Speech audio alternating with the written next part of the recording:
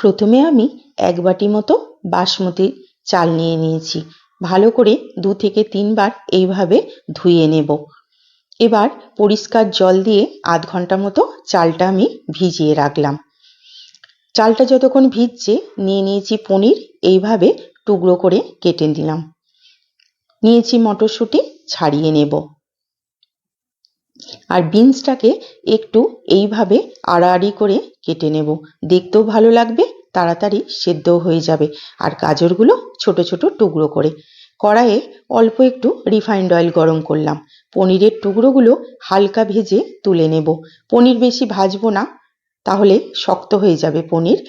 এবার ওই তেলের মধ্যে 1 থেকে 1.5 চামচ মতো ঘি দিয়ে দিলাম।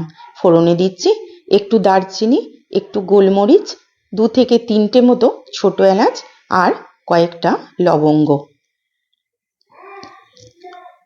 একটা তেজপাতা নিয়েছি, 2 টুকরো করে কেটে এর মধ্যে দিয়ে দিলাম। ফোড়ন হয়ে গেছে, এবার কেটে রাখা সবজিগুলো দিয়ে দিলাম। বিনস, মটরশুঁটি আর গাজর, অল্প একটু নুন দিয়ে দিলাম। একটু নাড়াচাড়া করে আঁচটা কমিয়ে দিয়ে 5 মিনিট মতো ঢেকে দেব। 5 মিনিট হয়ে গেছে, সবজিটাও অনেকটা সেদ্ধ হয়ে গেছে। এবার ভেজানো এই বাসমতি চালটা ভালো করে জল ছেঁকে এর মধ্যে দিয়ে দিলাম। দিচ্ছি বেশ কিছুটা কিশমিশ আর একটু কাজু। এবার এই সবজির সাথে এই চাল, কাজু, কিশমিশ একটু কিছুক্ষণ নাড়াচাড়া করে ভেজে নেব। যেহেতু আমি 1 বাটি মতো চাল নিয়েছিলাম, তাই 2 বাটি মতো জল দিয়ে দিলাম। যেহেতু চালটা ভেজানো ছিল, তাই জন্য 1 বাটি চালে 2 বাটি জল দিলেই চলবে। এবার এটাকে আমি ঢেকে দিয়ে হাই ফ্লেমে 5 মিনিট মতো রেখে দেব। তারপর আঁচটা কমিয়ে আরো 10 মিনিট রেখে দেব। চাল সেদ্ধ হয়ে গেছে, 90% মতো সেদ্ধ হয়ে গেছে। এবার এতে আমি দিচ্ছি 1 চামচ মতো চিনি। ভেজে রাখা পনিরের টুকরোগুলো এর মধ্যে দিয়ে দিলাম। ভালো করে ভাতের সাথে মিশিয়ে দেব। আর উপর থেকে কয়েকটা চেরি দিয়ে দিলাম। আমি ভালো লাগবে তাই দিলাম, না দিলেও চলবে।